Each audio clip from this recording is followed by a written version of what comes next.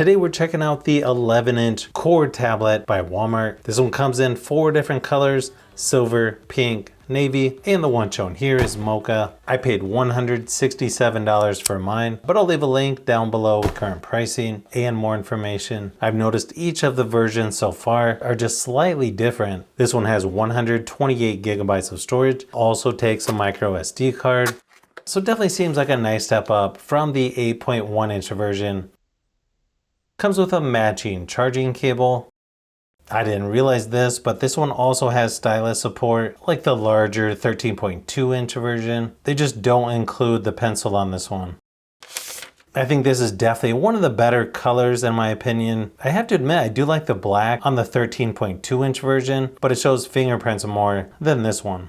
Here's the size difference between the 8.1 inch version and the 11 inch. Kind of strange, but the color on the smaller one is a little bit darker, even though both are the mocha color. And then you can see just how much larger the 13.2 inch version is. It's got a little bit of a camera bump there on the back. Not bad though. The stylus that came with the larger version doesn't look like it snaps to the side of the tablet, unfortunately. This does come with Android 16, and it's pretty much stock Android. The one question I have is how many years of software updates. I assume it's not very long, considering they don't advertise it. Okay, pretty small bezels all the way around. It's got an 11-inch IPS LCD display with 1840 by 1280 resolution and up to 90 Hz refresh rate. I believe this one's 350 nits for the brightness, so the same as the 8.1 inch version. Of course, you have gesture or 3-button navigation during setup. Looks like the same wallpaper as the smaller 8.1 inch version. You'll notice it doesn't actually show the Walmart app until you update the apps in the Play Store. It looks like there is a software update to add circle to search. Nice thing is it works with the same stylus that comes with the larger 13.2 inch on tablet. Kind of feels like the Apple Pencil, maybe a little bit lighter. But it's going to be compatible with most USI 2.0 stylus that are out there. It's not going to be quite as nice as an S Pen or Apple Pencil. It's still nice that you can at least use a stylus on here though.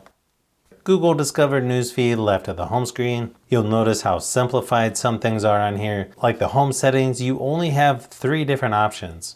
You've got your notifications and shortcuts all in one place there towards the top. It's got a handful of things to choose from, like auto brightness, flashlight, reading mode, refresh rate, screenshot. There's also quite a few other things you can add, like extra dim, nightlight, calculator, and so on. In the settings, it'll let you choose between 90 Hz and 60 Hz refresh rate. It's only using about 17 gigabytes of the 128 available. Of course, it has light and dark mode on here as well. Overall screen quality on here actually looks pretty nice. I think most people will be surprised at how good it looks on here, even though it's not the brightest tablet out there. Nice thing is this version is Widevine L1, which is good for streaming apps like Netflix. It goes up to 1440p resolution for YouTube videos. If you go to recent apps, you swipe over to clear all the apps, but you'll also notice real small. If you go to recent apps, you have the option of split screen or screenshot. Of course, there's other ways you can do split screen as well by dragging apps from the taskbar, which I feel like the taskbar makes things a little easier to switch back and forth between apps. Just keep in mind, I don't think there's a way to turn off the taskbar like on some of the other tablets out there. They do mention a MT8781N for the processor, which is also known as the Helio G99. It also has 6 gigabytes of RAM. You can see by the benchmark results, not going to be the most powerful tablet out there, but still good enough to do some light gaming on. I didn't have any issues playing PUBG Mobile and Asphalt Legends Unite. It didn't overheat or anything like that. I feel like overall, this has decent performance considering the price. They're saying up to 17 hours of battery life, but they don't say what the size is. After checking it with a battery app, this tablet has a 7,500 milliamp hour battery. I did run my typical battery drain test at 100% screen brightness, and it lasted about 8 hours, so really good battery life on here. Just beats out the smaller 8.1 inch version by a hair, so it should last a couple days of normal use, even longer once you turn the screen brightness down. It's got a quad speaker setup with 2 speakers on each side. Now the speakers on here are actually really loud when turned all the way up. Problem is it's almost like a piercing sound that it's so high pitched. So yeah, I probably wouldn't listen to this at full volume. I guess that's good if you're outdoors though. Here's a quick sample just to give you an idea of how it sounds.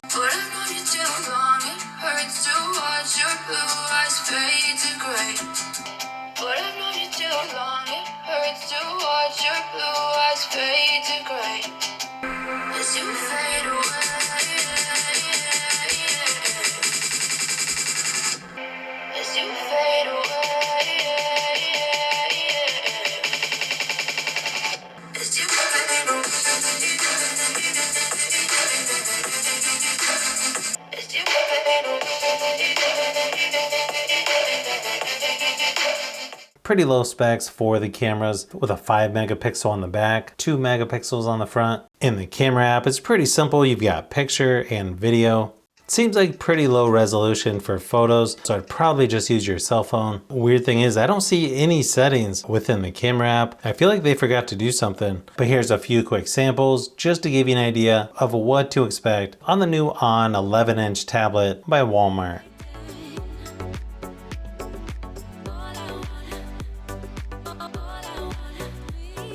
I think this tablet could be the most popular out of all the sizes. I don't know, it seems like 11 inch is the most common size for tablets right now. This one has better specs than the smaller 8.1 inch version, but not quite as good as the larger 13.2 inch. But then again, it's cheaper and better battery life. So it could just come down to what size you prefer. But so far, after looking at 3 of these new On tablets from Walmart for 2026, I gotta say it's really nice to see how these keep getting better and better with each new release. I will be checking out the smallest and cheapest version here soon, so you'll want to keep an eye out for that upcoming video as well. Plus, I've got a lot more comparisons to do as well.